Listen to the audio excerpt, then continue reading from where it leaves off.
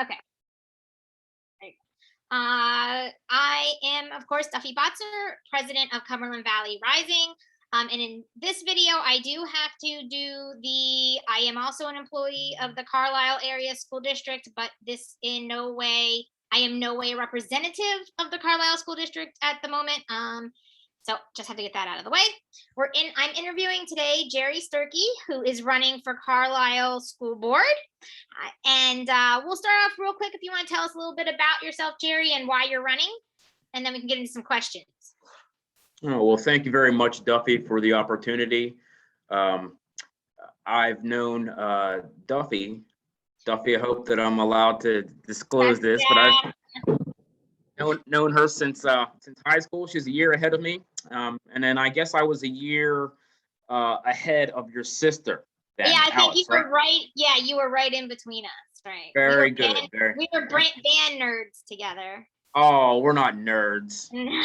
We were champions. We're champions. We were.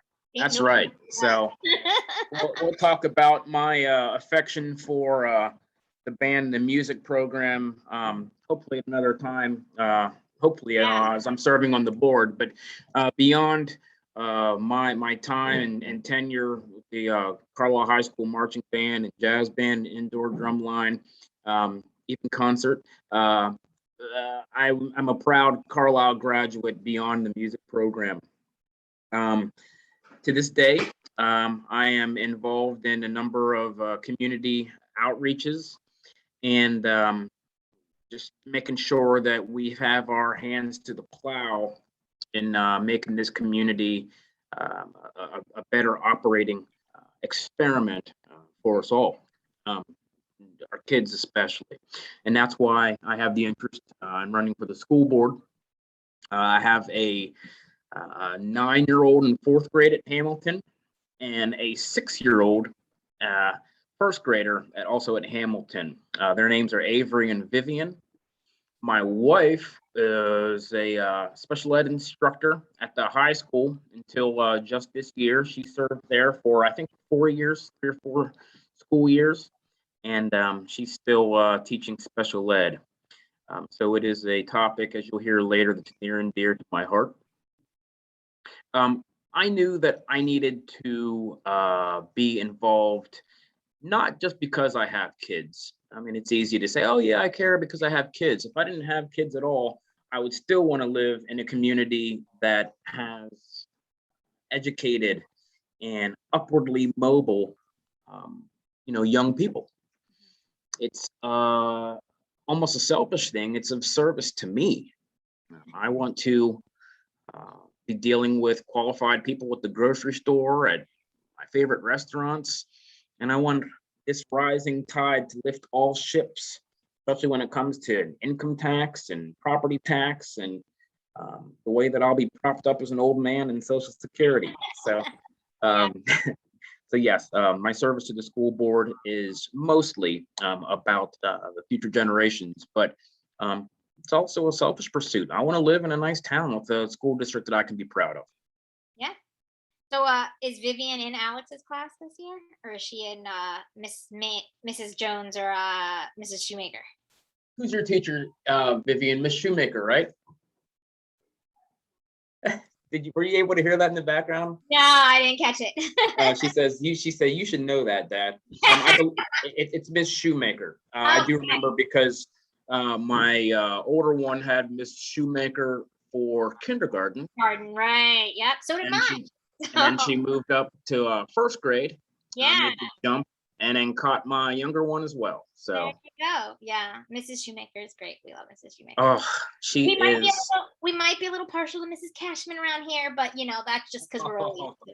Vivian, come over here for a second. Ah, yes. Get in here real quick. We're all on a schedule here. Crazy hair day, huh? I love it. I love it. Au natural. What do you think of her sister named Miss Cashman? Wait. I'm Miss Cashman's sister. Take your glasses off, Duffy, and see if you can see the. Do I look like Mrs. Cashman without my glasses? That's a big sister. It's okay. Mrs. Cashman's bigger than me. It's all right. I get it. All right, go sit down. Yeah. Thanks, Vivian. All right, we'll get into these questions because you are a busy guy. All right, which is good. I'm glad. Okay, what are your feelings on the current districting guidelines, and what improvements would you make, if any, at all? And that is in the Carlisle School District, like the school districting guidelines. I know it's kind of a hot topic right now, so kind of wondering what you think about discussions that are going on and potential plans for the future. Sure, sure. Until I'm on the board, Duffy, I'm not really privy to all the considerations for how Carlisle Area School District is Right. considering consolidating elementary schools and Uh-huh. possibly reconfiguring what schools to serve what grade levels. Right. What I do know is the board is at the service of the superintendent, of course. They're already doing the heavy lifting that will ensure greater equality and diversity in the work of preparing our K through 5 student body for their ascension. I like to think of it to our district's middle schools. We all know how big of a transition that is, right? Oh yeah, it's huge. We're going through it this year at my house. Oh, it's so awesome. I remember, Yeah, we'll talk yeah. about that some other time, but Wilson was, I couldn't believe that LGI. Yeah. We have, we have a whole class that just called study hall. It was amazing. But it's important work, what the current board is doing right now, when you consider the classroom sizes and facility offerings of our individual elementary campuses. So I trust the work and, like I said, the heavy lifting that the current school board is doing right now, but I'd love to be a part of figuring out how we're going to move forward so as to better serve all of the student body all the way out there in Mount Holly, Mhm. North Dickinson, Hamilton, where my girls are, out the road here at Crestview, over at Bel Air, right in the middle of town there at Lee Tort, and I guess pretty more central is at Moreland as well. Hope I haven't forgotten any of them there. I think you hit it. I think you hit them all. I think I counted them all. They're Yeah. all very near and dear to my heart. I've been to, most of them for some kind of event or assembly, and I just got a real soft spot for Carlisle schools. Yep. Which mine was Bel Air. Where'd you go? Hamilton. Oh, okay. Yeah. And then I went to the old Bel Air. That's Yeah, I yeah. want to. Wow, you're dating yourself, Yeah, girl. I am super old. This hair But isn't yeah, dyed anymore. my daughters are second generation Hamilton students. We're very Cougar proud. I know. There's a lot of kids who do that. Hamilton is a Hamilton keeps families, man. Awesome. Yeah. What would you do to improve equity in our public schools? Well, I know that equity has become a charged word in some circles in reference to public schooling, but I believe fully in leveling the proverbial playing field. I love the illustration of the kids, one tall, one average height, and one short like me, like Mhm. you. I'm always the shortest. Equity, equity could be thought of as giving each of these kids the same stool to watch a baseball game or something over a wall. Mhm. The tall kid might not need a stool at all. Point being, all kids don't need the same help. And further to that point, we need to be reaching all Carlisle area school district students where they are academically. I want to make certain that we are considering the special needs of our AP student body as well as our students learning with IEPs. Mhm. I'm Yeah. passionate about all of these demographics because, like I said before, my wife shares so much with me as a master's level special education instructor. We're always talking about student needs. Yeah, I hear you. As a parent of a kid with an IEP, I definitely have learned a lot. Even as a parent, I thought I knew what I was getting, about it from the teaching side, but you learn even more as a parent, and then with a teacher in the family. It definitely brings those things into focus, and the diverse needs that we should be meeting of all of our kids. I'm always learning so much from her, even when it's been a long day and I'd like to just sit in silence. I'm still going to hear about what she's dealing with in the classroom. And Mhm. oftentimes I come away from those conversations like, man, I had no idea. Um, Especially in Carlisle, the number of classes that my wife was teaching. Um, Mhm.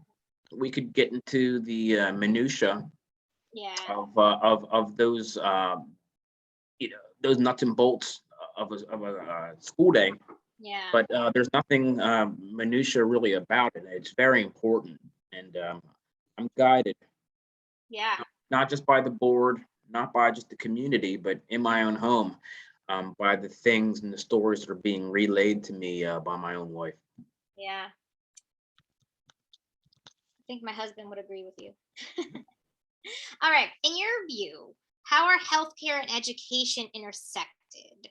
And then what can the education system do to help students and families with healthcare issues? I feel like we see this more and more, the school is kind of a hub, and it's a place to reach people. And so we're reaching people about all kinds of topics, especially healthcare. So I see them intersecting more and more. So I thought I just curious if that's something you had seen, if that's something you thought about, if you think it might be something we go in the future, that kind of thing. I love that you described the school as a hub. It's a buzz, this place. Okay. It's very important. There's nothing like public school. I've always stated in every forum where I've made comment that public schools need to be safe spaces. Okay. Nothing more health care than being safe. Quote that I've been sharing on Facebook of late. It's really patting parents on the back and saying, parents, you're doing a good job, and your kids will accomplish great things. And just remember that the only requirement for a dream is a safe place to lay your head. Okay. That being said, especially in this time of the COVID-19 pandemic, public school has proven to be a safer environment for many students. They're safer in school and with all of those kids buzzing around in their individual germs than they are cloistered in their homes in many cases.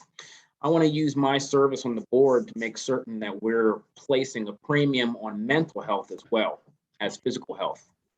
Our students should be able to confide in friends and faculty that they trust about difficult issues at school and abroad.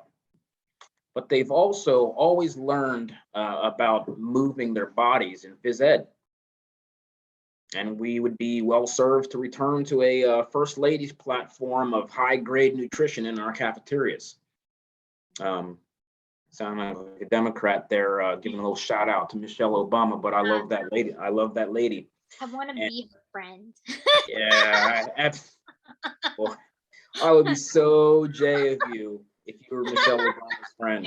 I would love to be Michelle Obama's friend. That's right. So when we talk about nutrition in the cafeterias, I know that it's money well spent. And, every year we'll be coming to Carlisle taxpayers about how we're going to spend their money. But the physical health as well as the mental, something that I've always believed in investing in. Excellent. Right. And I know Carlisle's kind of on the cutting edge. They have done stuff. There's solar power, and when they built the middle schools, they went like with a green model. But another thing that we're dealing with is climate change. And are there ways that you can see schools helping fight the climate crisis that we are currently facing? Well, you stole my thunder a little bit there.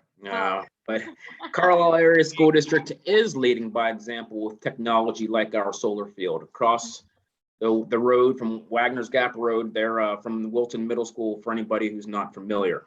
But we can also prepare our student body to take up the mantle of environmental stewardship by tackling big climate issues in their science and social studies curriculums. This world is changing. Duffy, it breaks my heart, and in all seriousness, to just know that every year California is going to burn. Every year there's going to be this hurricane season that's going to come up from Florida and hit Galveston, Texas, and Louisiana, and come so far inland and all the way up the coast as we saw this past year. Anybody who is still in denial about the effect of climate change on our personal individual lives is deluding themselves. And that's why, again, I know for a fact that climate change is as much a social studies topic as it is geoenvironmental. This world is changing, like I said, and we need to follow the science and not the politics on this fraud issue. We cannot afford to make this political. We have to make it a classroom issue. Excellent. All right. What is one policy or act you would like to see implemented to help eliminate systemic inequities, particularly racism, in our education system? I would like first to be able to admit that there is a systemic element to the injustices that we see in both policing and in the enforcement of school rules and the weight that students take home with them when they're sent home by being suspended or expelled. I want there to be a clear understanding as to the lifelong effect that we can have on students whenever we treat them like criminals in the classroom. Okay, so first and foremost, we need to be able to admit that there is something systemic about how people are treated and valued in this society. Whether you want to call it CRT or I don't know, whatever else. Jedi's the other catchy one, but yeah, just yeah, a more open, honest curriculum. I just, about how things stand is how I sort of look at it, and things like decolonizing the curriculum, and really talking about our history and for the good parts and the bad parts and putting it all together, and in social studies even talking about how for instance, you can teach the Civil War, and you can sort of teach about the Jim Crow, but I don't think like necessarily schools follow through and make us really aware of how those things are still affecting our society. So that's what I sort of say. Like it's opening up the curriculum to expose everybody's story. And to kind of piggyback on your poignant thoughts there, we're seeing in the news today that we can only have these kind of crucial conversations with folks that we like, okay, or that we at least respect. So you asked me about an act, or if I can, like I said, the question actually said policy or act. Policy or act, sure. Yeah, policy or act, yeah. So before we get there, we have to elevate the level of respect of the quality of political discourse in our own communities. Okay, so that is not pointing to a specific act or policy, aside from being neighborly and being respectful and actually liking people who we used to like before 5 years ago. Now all of a sudden they don't like us and we don't like them. And with that going forward, how can we be expected to tackle big issues and have crucial conversations? They are always going to feel attacked, and we're always going to be feel held under thumb. So I can't speak directly, aside from voting rights, of course. I can't really speak to direct acts or policies that would change the systemic nature of oppression in the country and in the classroom alike. But I can say that we really do need to turn down the temperature, the way that we speak to and about other people, so that we can be equipped and prepared and have a soft spot for these messages to land. Because make no mistake, the curriculum, it's crucially important. Duffy, if you're going to grow up to be this great business owner and need to hire employees, I think that it would be pretty handy if you knew that, there were people who were slaves for 300 plus years and then endured Jim Crow for 90 more years. Um, it is my civic responsibility to make sure that I'm providing for in an equitable manner everybody in my community so that we can move this whole thing forward. To put a bow on all of this, like I said earlier, a rising tide lifts all ships. And boy, oh boy, I just look forward to a society where we start to care for one another as opposed to being at each other's necks. Yeah. Progressive discourse. Sure. Yep. All right, last one, and it's kind of tied with the inequities a little bit, but because we do have a significant immigrant population in Carlisle, and it's only growing. So what would you like to see happen to ensure immigrants' rights as related to education? Or what do you see already there that you like? Like, is there anything you can think of that, and I know this might be a little more specific, but Glad that you added the caveat of is there anything that I already like? Okay.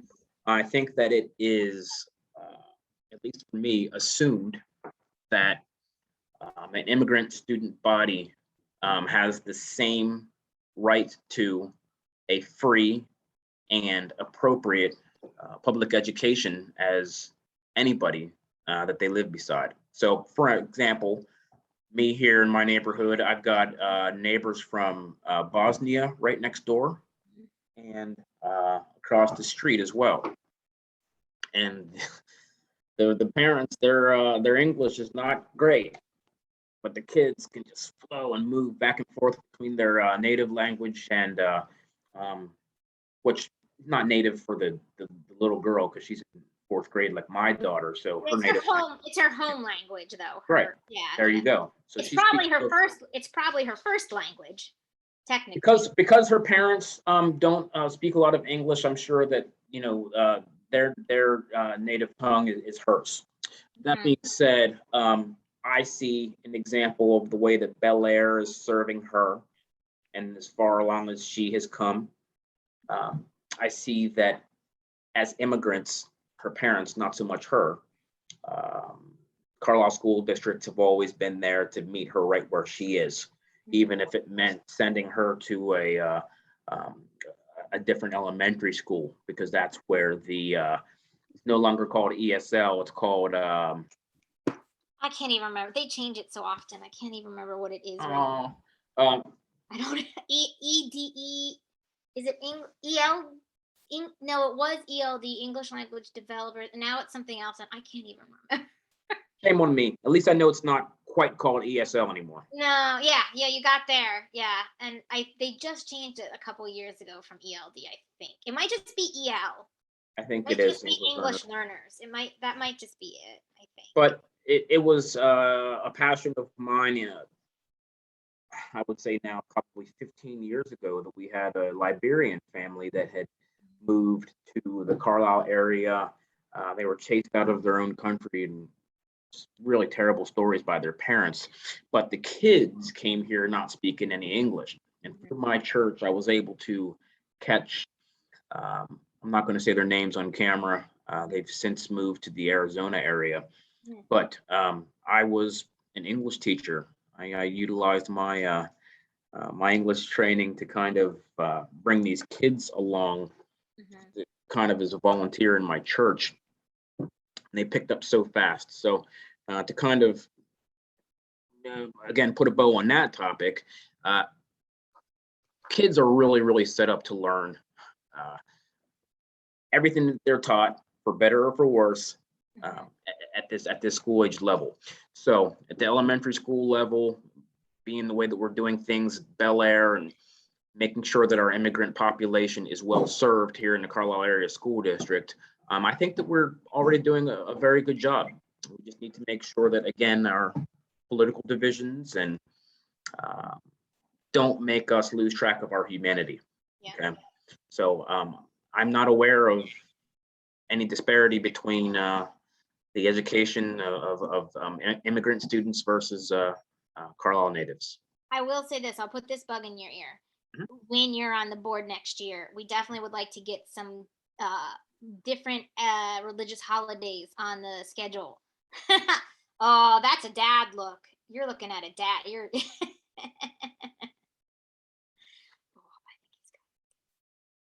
multitasking. Thanks. That's all So right. you were I talking about respecting other holidays. Yeah, we wouldn't mind getting like Eid or something on the calendar. So just keep that in the back of your head for when you're on the school board next year. Would just kind of along those lines. I worked with some a lot of Muslim gentlemen, um, and they were observing Ramadan. Mhm. And working with them every day and evening, I said, "Wow, I really, really admire the sacrifice that you guys are doing." And even as a Christian, I think that one year I'd really like to put myself to the test Ah, of doing Ramadan yeah, with my Muslim brothers, just to know that level, the depth of that kind of sacrifice. yeah, Uh, yeah, so, along the lines of what you're saying there, and even observing somebody else's holiday, more than just the day off, the actual observation and mhm, uh, the learning of, almost by osmosis, of being in it with them, I think is would be really fruitful. So thank you for that suggestion. I will yeah, certainly remember it next year yeah. if I have the blessing to serve. Yeah, being in the middle school, it's neat because they're pretty much of the age when they hit middle school that they start observing Ramadan, that they start doing the fasting. So I get a lot of the kids during lunchtime, because they don't want to be in the cafeteria. It's hard to be in the cafeteria when everybody's eating and you're not even, you can't have your water. So they usually come to the library, and that's always it's a I look forward to it, and seeing them, and it is because a lot of other kids, that's a big ask. All right. Well, thanks, Jerry. I appreciate it. And I know ballots are already rolling in. We'll get this up for you. All right. Hey, Well, thank you also, Cumberland Valley Rising, for the opportunity thank getting you. getting my message out there. I hope that I didn't ramble on too much, but No, great. you're really easy to talk to, Duffy. I thank you very much for hosting this. Hope a You're, lot of people see it and just know that they have a lot in common with uh, this young man in Carlisle, family guy. Um, I think I'm the only one on the running that's not a doctor of some sort. So, oh, really? Oh my. so maybe I'm a little more like some of the audience. Yeah, there you go. All right. Well, thank you very much. Thank you. Take care. You See too. everybody in November. Get out and vote for Jerry Stirkey, Carlisle School Directors. Take care. All right. Bye-bye.